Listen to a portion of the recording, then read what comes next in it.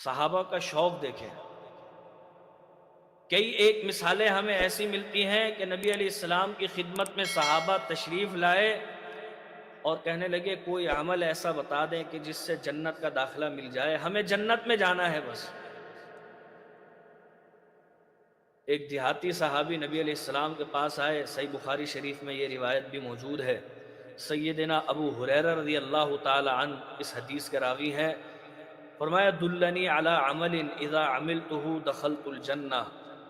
اے اللہ کے پیغمبر یہ بتائیے ایسا عمل بتا دیں کہ جنہیں اپنا کر جنت کا داخلہ یقینی ہو جائے. آپ نے فرمایا تعبد اللہ، پہلا عمل یہ بتاتا ہوں تجھے کہ اللہ کی عبادت کرنا، اس کے علاوہ کسی اور کو اس کا شریک نہیں کرنا. وَتُقِيمَ الصَّلَاةَ الْمَكْتُوبَةَ،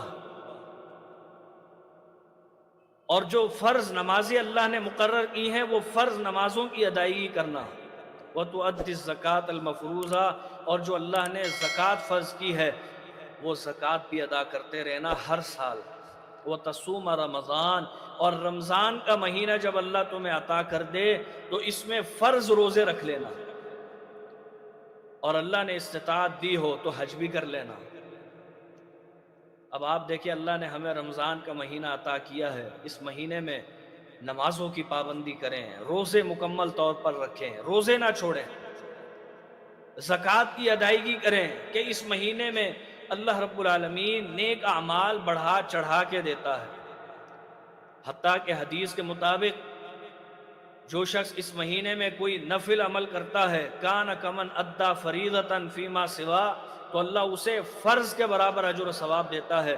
ومن ادا فریضۃ، اور جو شخص اس مہینے میں ایک فرض ادا کر لیتا ہے کان کمن ادا 70 فریضۃ فیما سوا، تو اللہ رب العالمین اسے 70 فرضوں کے برابر اجر و ثواب دے دیتا ہے. تو اس مہینے میں زکوٰۃ بھی ادا کریں. فرمایا لا ازید علی ھذا ولا انقص.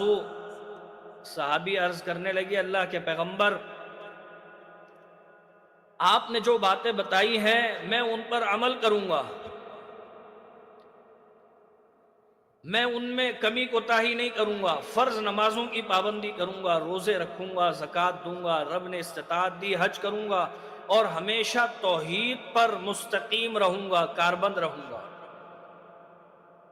نبی علیہ الصلوۃ والسلام نے ایک حدیث میں فرمایا من سرہ ان ینظر الی رجل من اہل الجنۃ فلینظر الی ھذا.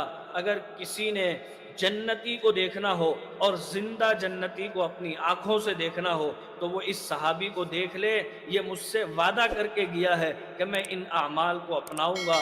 اگر کسی نے جنتی دیکھنا ہے تو اسے دیکھ لے. کتنی یقینی بات ہے.